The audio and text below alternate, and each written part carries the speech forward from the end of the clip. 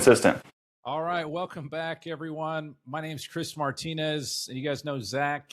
We are the Automotive Informants. We give you headlines, we go through them, give you real operator opinions, insights, especially from people who've lived it from the ground up. Been in automotive 23 years. Zach has been in automotive for how long now, Zach? 15? No, 15? 16. A lot. Okay, it's been a long time. So actually, probably your whole life, right? Because your dad was in Yeah, automotive I mean, forever. I'm trying to think, when did I first get a paycheck that was correlated to doing the work?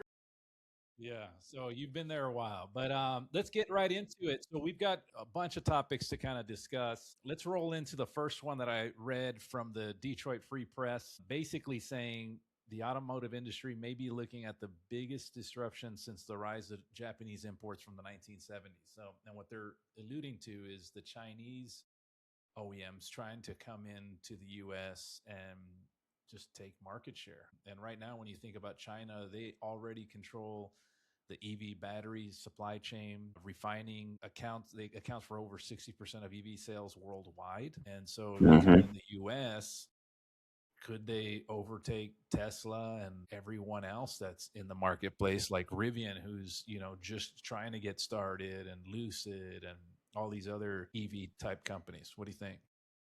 I think absolutely. Yeah, it's a very scary proposition.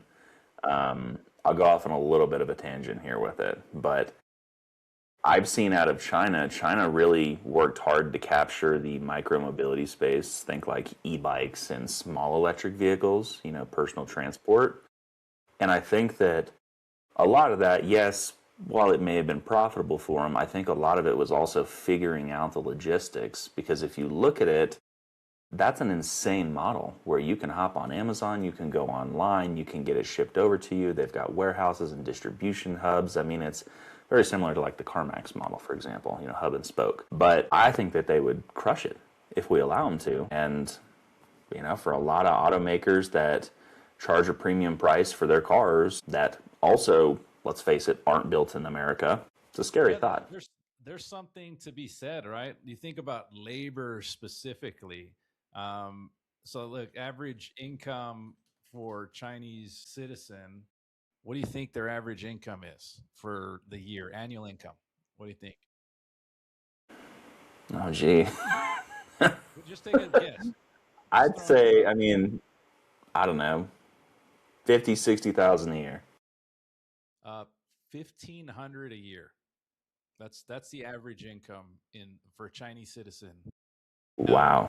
what is it for a U.S. citizen, you wonder, right? Well, at this point, with inflation, you're probably 60, 65.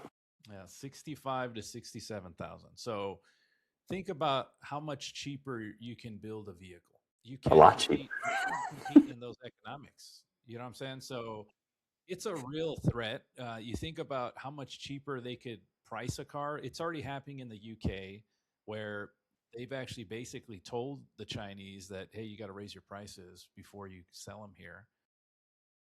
So it's not necessarily a tariff, but just basically say, hey, you need to make more margin on those cars. So it's happening already there. If they were to do it in the US, I could see something similar translating here in the US.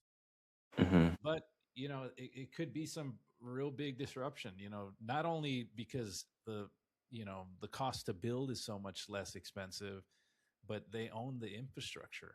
You know what I mean? They When do. you own the batteries, the minerals, you own the whole logistics, you can literally just build it cheaper. So you think about these $10,000 Yeah. cars that are out there. Like, I think it's in, like, I brought it up the other day, where Cuba prices have gotten so high, they just have these old cars, right? Venezuela, Mm-hmm. same thing. Now, the Chinese, you can go in and buy like a really inexpensive car that's electric, Mm-hmm. and it would be new. So would you want to have this old car? Most people in the United States, because the prices of cars have gotten so high for a new car, they're opting to look at pre-owned vehicles or keeping their vehicle longer. They're not keeping used to trade in their car every 2-3 years. Now people are just hanging on to them longer. So that's where service departments and things like that, Mm-hmm. can really capitalize, but then there's a lot of dealers that aren't doing that either. So, what do you think? That almost makes me think about that report we were talking about earlier with the top Yeah, dealerships and who's actually focusing on service. there's a lot of that. Top 100 came out.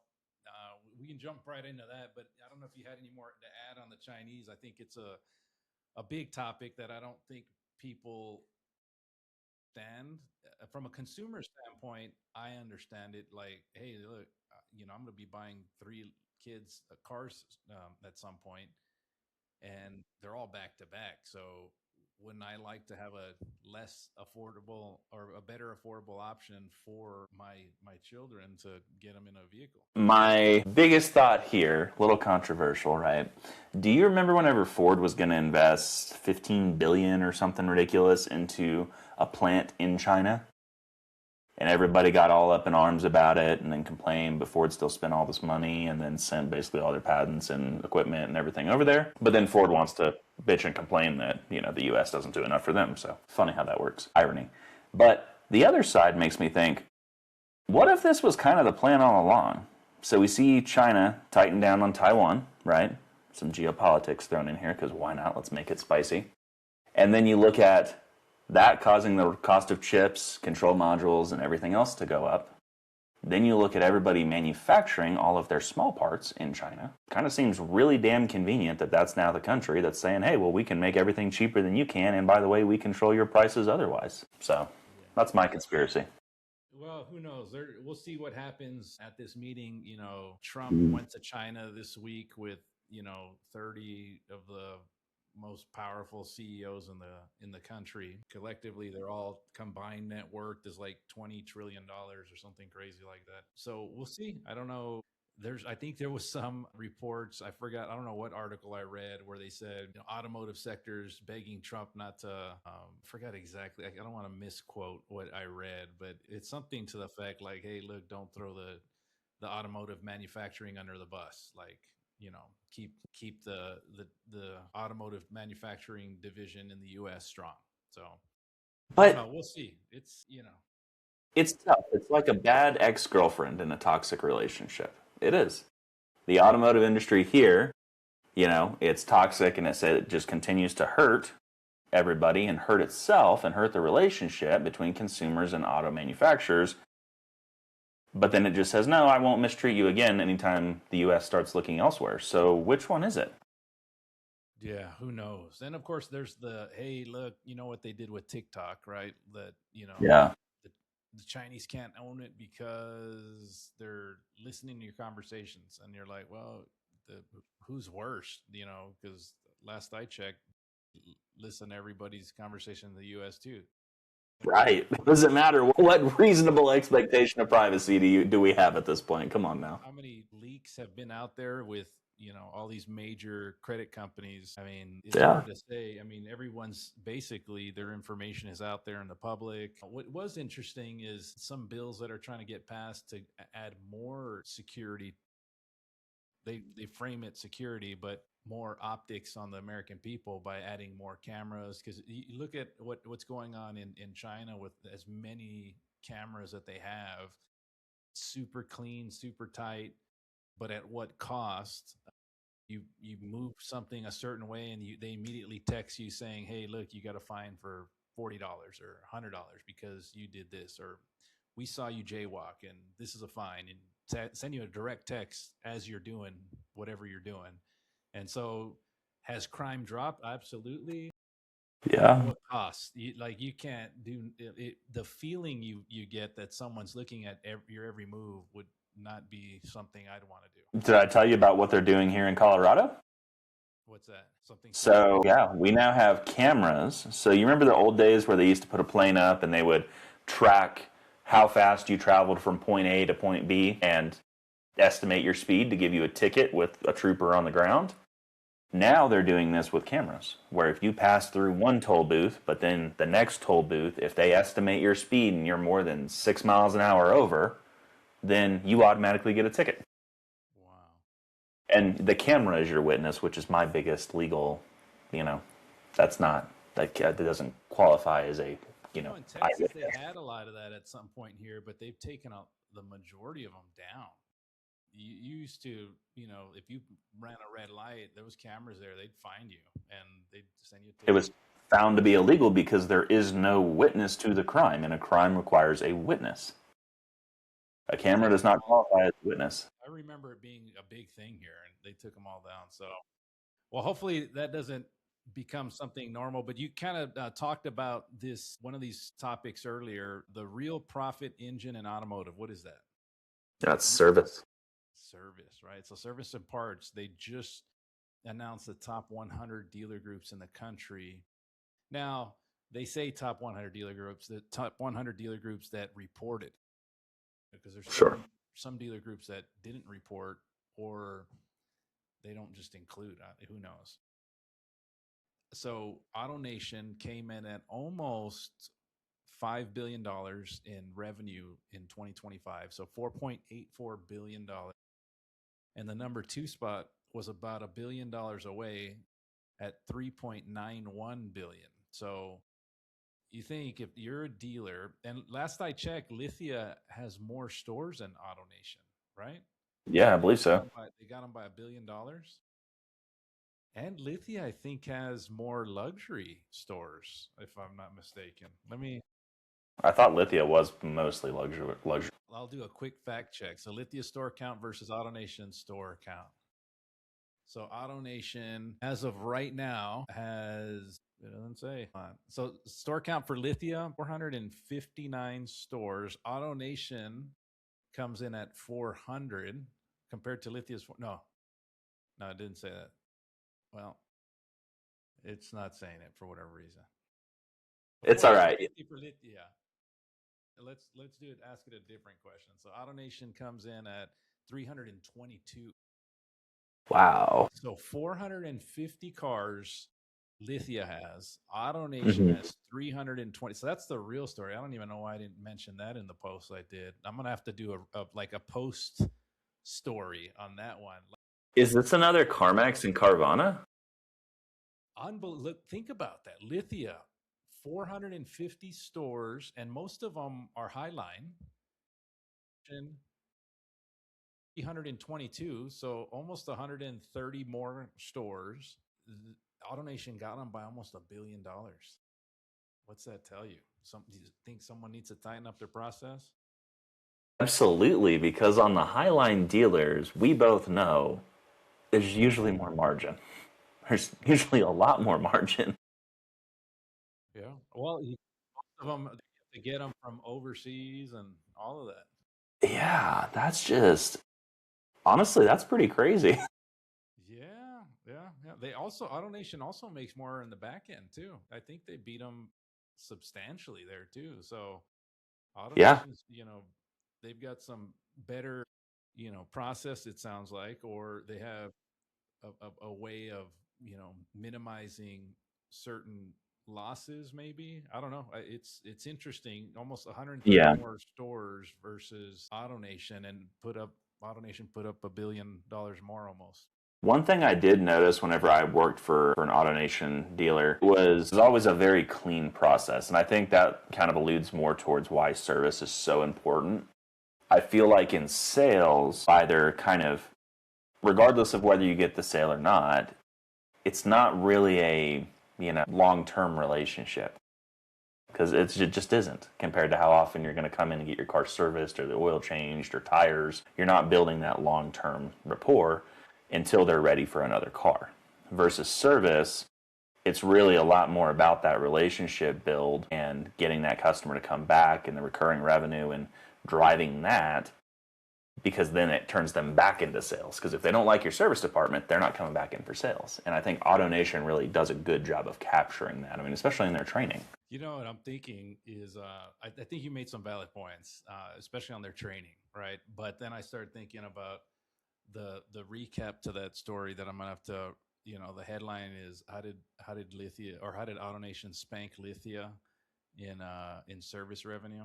And they have, and Lithia has 137 more stores.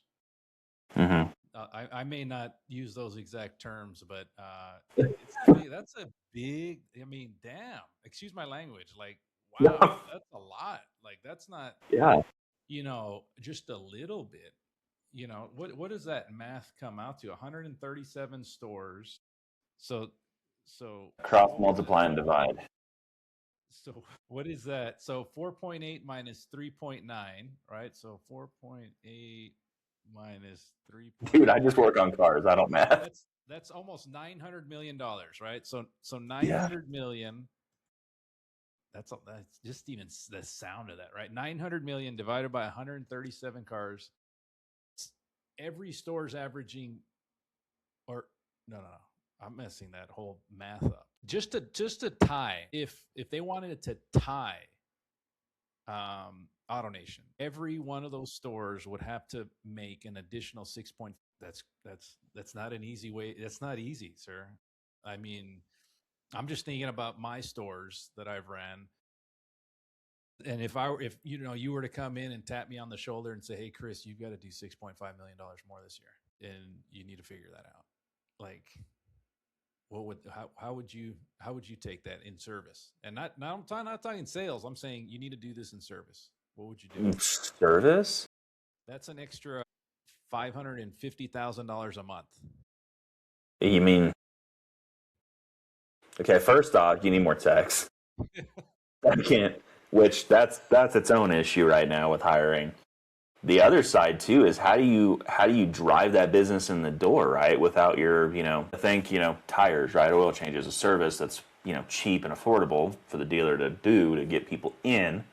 Because trust me, I mean, that's when people come in when they have a coupon, let's face it. And then we get the upsells, but that's tough. I mean, that's a Not few easy. year So think about transition. it. So if you think about it, right? Like, so on a tech bay, what's each tech bay supposed to generate, depending on the store, obviously, Yeah. manufacturer, all that. But just say like an average tech bay, like Well, every if tech we use bay. the boss makes a dollar, I make a dime analogy, and a tech's knocking back, let's say, 6 to 8 grand a month for an average tech. I mean, probably 80 to 100,000 a month. Yep. You need at least, if you're putting up you need to do 550,000 a month. You need how many more techs or how many more tech bays? I'd say 6 more techs and at least, I don't know, 7, 8 more bays because you're double stacking. For sure. Yeah. Yeah. So that's the math. You heard it here first. You need at least 6 or 7 more bays. Means you need to break down a wall, expand, and you need Yeah. to generate that extra. Or another way to do it is you hire more techs and you do a night crew. Yeah. You can do a night crew. Yeah. Yeah, move your used car business at night to generate that recon and open up the room for your store during the day. So if you don't want to spend the money to expand, break down a wall, that's the other way you could do it. But that also then requires parts too. Yes, it does. Yes, it does, Yeah. sir. So it's that's some food for thought. So hopefully, some of our listeners get some value out of that. So let's move on to the next one. So the next one, this one's a little bit more controversial, and this one is coming out of Atlantic. This is a store called Atlantic Kia Lawsuit, which it's a Kia store that, according to the lawsuit, the customer alleges the dealership added 5585 in additional charges. The suit claims that were not properly disclosed across the deal paperwork. The lawsuit also alleges that there were unsigned and forged purchase orders tied to the transaction. Now, here's where it got complicated. Were these actual added after the negotiated deal, or was it just how it was explained on the contract? Because a lot of times when you look at the retail installment contract, things, you know, appear to look a little different. But the whole 5585, if they negotiated that, which the customer did, if you read the article, it basically said that they negotiated the price and they agreed to the price the customer negotiated. But then when it went onto the contract, it was, I guess, line itemed those different fees, and it was a Hmm? 695 acquisition fee, $29.95 inland freight charge and an $18.95 reconditioning fee. And the fees are one thing. And who knows when this lawsuit or when this alleged victim or transaction took, but this could have very well been done before the FTC sent out letters and all that, because this will go away at some point soon because the FTC is cracking down. We talked about it here a couple weeks ago, but the real thing is the forgery claim. The dealer did try to make the customer whole. They tried to unwind the deal, offered to give the customer their money back. And Yeah. I've seen both sides of this, and I hate to, you know, immediately call bloody murder and say, hey, this guy's guilty, because I've seen the other side where customers, they may embellish a little bit on certain things. And it sounds to me the dealer tried to make it right and the customer wanted more. And that's just by me reading the statement, reading what happened, and the customer basically feels like they can get a new car out of this deal. So what do you think? Unfortunately, I think you're right. I mean, it's man, I'm trying really hard not to use the pop culture terminology for this type of customer right now, but I think you can probably guess the vibe I'm going for. Now, I definitely think that it is a customer. It's somebody who's trying to get something. They see these McDonald's hot coffee stories or whatever we've had happen in the past, and they think, I can, here's my life event, right? I've been waiting my whole life for this moment. Yeah.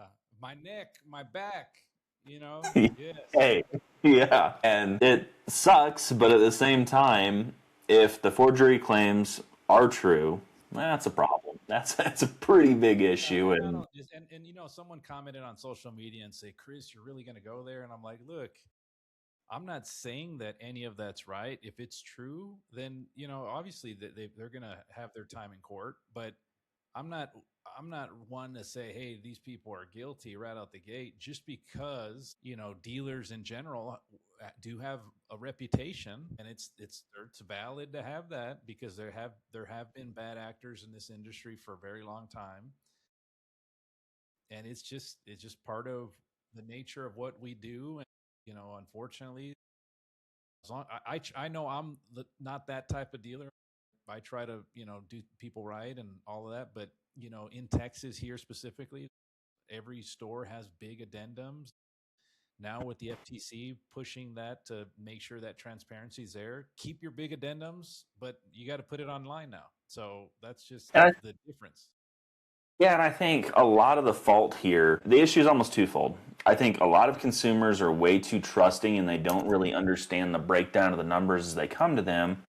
They almost block it out when they walk into the dealer. It's like, okay, well, the only two numbers that really matter is the overall purchase price, but even more so is what's my monthly payment? How much can I afford? That's really what people focus on, which is why people wind up with these crazy asinine payments, right, that are financed out 96 months. But, I mean, yeah, I've had it happen in a dealer where a deal looks great. We get all the way up to signing, right?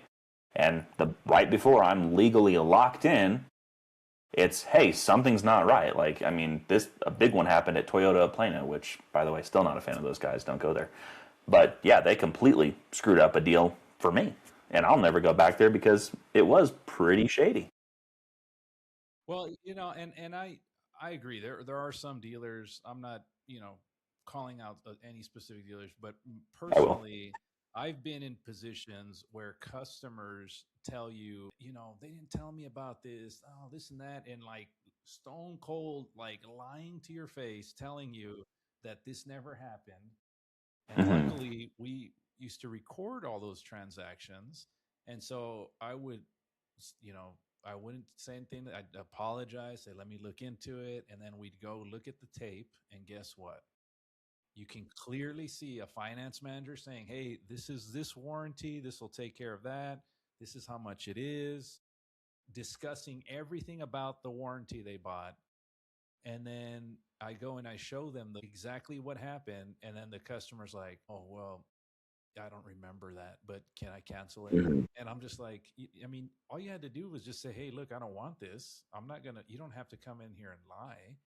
And I've had customers hold it over me, like saying, Like I'll give you one specific example. I had a customer, and this is probably the only time I had to tell a customer never to come back. And I felt terrible doing it because I always feel like I can take care of anybody. Like I'm going to try to make any bad situation right. In this Hmm. scenario, the customer basically said, "Hey, Chris, you guys owe me an oil change." I go, "No, ma'am. We had it in writing. We owed you 2 oil changes. You're done." And she was trying to get a fourth one out of me. So the third one, she came back. I wasn't there and someone approved it. And I was like, okay, that's fine. Then she tried Yeah. me again for the fourth time, but we only promised her two and it was in writing. And so she's like, well, look, if you don't take care of this oil change, I'm just going to, write a bad review about you. And I go, ma'am, here's what we're going to do. I'm going to take care of this oil change, but don't ever come back here again and don't ever use our services again. And the fact that she tried to blackmail me and do something like that was just crazy to me. Like I was looking at her like, oh my god, like you're really going down this path, right? And so to me, I've seen both sides. I'm not trying to say these people are guilty. I'm not trying to defend them. Yeah. I'm just saying there's two sides, and based on what I've read, it looks like a money grab. Yeah, it does. It looks like a grift, in my opinion. I mean, it's just it's people these days. I think the bigger thing is the lack of respect in the world. People just aren't truthful. Your word doesn't mean anything, and people don't realize that the things they say and the words they use, I mean, they really do matter, and people just take it for granted. Yes. Well, on another note, here we got a Mercedes Benz just rolled out the AI workflow infrastructure. And not saying that they're bringing out AI, but they've made it easier to integrate certain models in their workflow or in their whole ecosystem. So Hmm. they're allowing a company called N8N to integrate with every part of their process, whether it's logistics, accounting, sales, service, everywhere in their workflow or in their ecosystem, and allowing not necessarily dealers, but allowing themselves to plug in certain AI models in different parts of their workflow using a company called N8N. And I'm very familiar with N. I've used it personally for different things. But what do you think with Mercedes Benz rolling out this? Do you think other companies will follow suit? Is N8N the model that, because I've seen Google come out with some stuff that seemed a little bit stronger, but Mm. N8N has probably been doing it longer. So I don't know. What are your thoughts? Is this AI as far as internal systems for?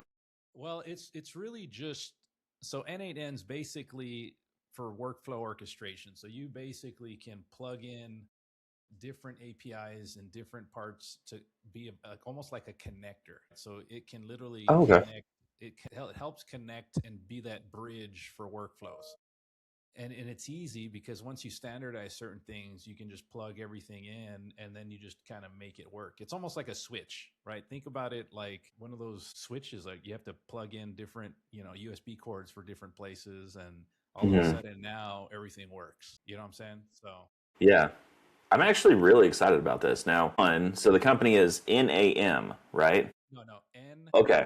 All right. I thought you were saying it's NAM or NAM. I'm like, what? I was like, first off, that's going to be really fun in the Mercedes dealerships. I guarantee you all the employees will be making references. But on the other hand, it's actually really exciting to see Mercedes get with the times. You've probably experienced this yourself. I know I did on the technician side trying to navigate StarTech or WIS or anything.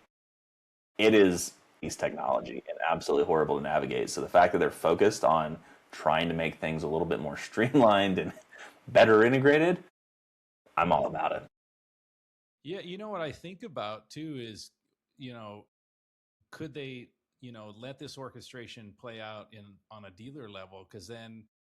Because N8N basically standardizes API synchronization, things like that, where a dealer could plug in their systems and stuff to kind of create their own workflow. That would be something even more special in my Mhm. mind. I think you'll see other companies maybe follow this direction, but I don't know that N8N would be the one that they choose. I think it is the one that's been around the longest, and Google just created something to like respond to that. And I think even OpenAI and these other models have also created different companies that do something almost identical to what N8N does. And I'm curious why they chose N8N over other systems. Yeah, that is interesting. I mean, one thing with Google is we know that sometimes that can't be the most secure thing out there. So there, it's also, I mean, I wonder if it's some sort of just amazing pricing, right? So they can roll it out to the rest of the industry or roll it out to other manufacturers or see who they can't piggyback onto. And then also, what's the majority breakout of, dealer groups? Who has the most Mercedes dealers? That might be the play there too. There's that too. Well, I think we've got time for one more, Zach. Mhm. And I think you told me about this story. We've actually discussed this in the past, but Yeah. you've got some new information on the story. What was that about? So, do you remember the little girl who was crushed by the Hyundai Palisade? Super sad story. Yeah. I got pushback on it when I posted it, and just they said this has no place. I go, look, if as a father, Has no. you want to have that awareness because you just it's so sad how this little girl got crushed by that third row. And as a parent, I could see how that could happen, especially if you got more than one. If you got one child, you're watching their move. But if this is the fourth child and you're maybe you got another toddler or baby in your hand and your 2-year old is jumping in the back seat and you've got kids running around and you're trying to lower the third row, and then all of a sudden you press the button and it's crushing, and it's hard for them to say anything or scream, or you can't hear them. I could see how this happens, and so you've got to be super aware that this can even happen. But now you said that this kind of translated to other OEMs. It does. So, this sparked a bunch of people online, and I can text you over some videos. But I did a video that kind of went into the depth on, seat weight sensors and how this could all work and what Hyundai's proposed software fix could be. But then when you break it down further, this is just pure oversight. That why I don't understand it. But other people started putting water, basketballs, watermelons in the seats of their cars and it getting crushed by this seat folding. Then people tested it on Teslas, which I know you'll like this. The Teslas actually stopped, they didn't crush. But then they took it to GMs. So Tahoes, Yukons, Escalades, Suburbans, Yukon XLs, Escalade ESVs, they all fall into it. With the power folding seats, they will crush, and it is violent how much they will crush. Like a full case of water absorbed into a folded seat. Yeah, and hindsight's always 2020, right? Like someone could argue like, hey, they should have tested that, but Right. if that's not your focus and you just think, hey, look, if you're closing something, because it's not like you can press a button and it automatically goes. And maybe some OEMs are different than others. Most of the time you actually have to hold the button down. You know what I'm saying? And when To you hold force it it. down, then it closes. And if you let go, then it just literally just stops. So Right. maybe there are some that you press the button and it just automatically goes down and you don't have to hold it. So I don't know. Yeah, these one touch features. But my bigger thing is then who does it? Well, even thinking about backup cameras, right? Like in hindsight, you could say, hey, they should have done that from the beginning. But you know how many kids had to die before they decided to make that mandatory across the board? That was a lot. Yeah. Like a lot of people got run over backing up into them, and backup cameras now have saved a lot of people. Yeah, that's true. But, It's actually you kind of know, scary when you go in a car that doesn't have backup cameras. Like appraising cars recently, like you go in that car, that old car that doesn't have a backup camera, and you're like, oh wow, I actually have to turn around real quick and kind of yeah, do that thing, and you're like, oh, okay, this I forgot how to do this. That's sort of you go, crazy. ow, my neck hurts now. Yeah. You go, wait, where do I go? I need somebody to get out and spot me. And you got somebody back there like they're directing, air traffic.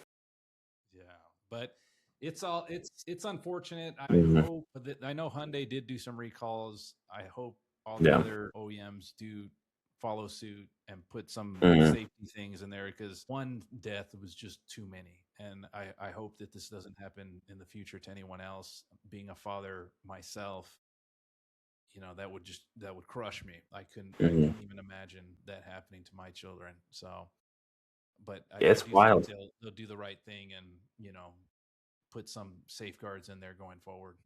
Absolutely. I think it's really interesting because it kind of started this whole snowball effect of me testing different features in cars and seeing, well, what else bad could happen, right?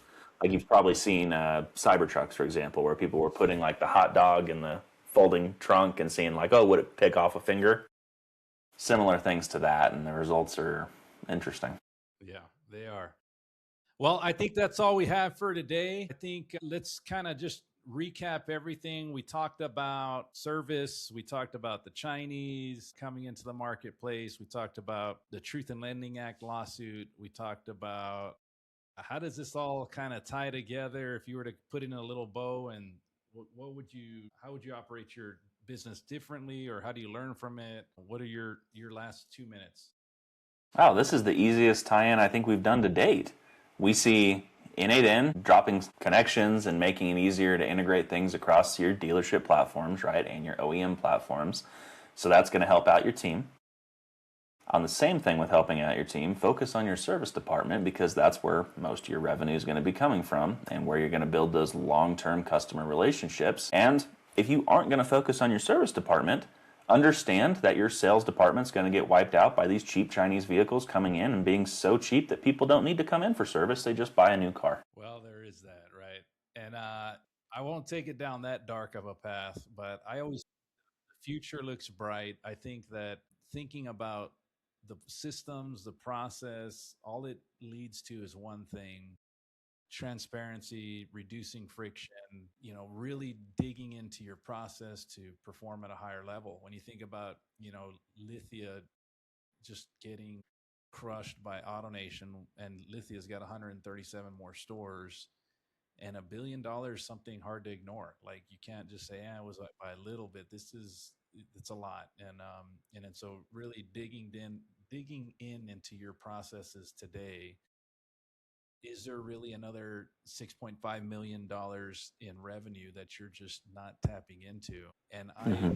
would argue, yes. I truly believe that every dealer has an opportunity to make more money, and it's all about systems, process, and really finding a way to maximize and optimize your current system. So that's my take. Zach, as always, it's a great to have you on. And until next week, you got any last word? Not really. I mean, it's doing the right things for the right reasons. All right. Well, until next week, thank you guys. Thank you.